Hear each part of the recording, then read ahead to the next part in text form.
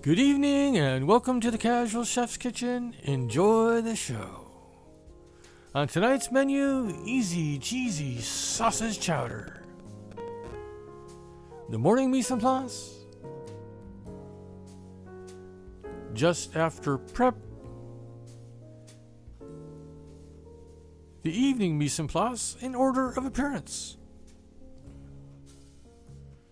Sauteing the onions and the sausage.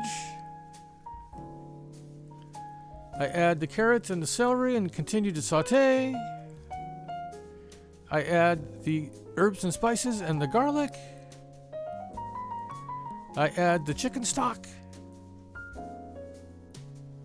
I add all the potatoes.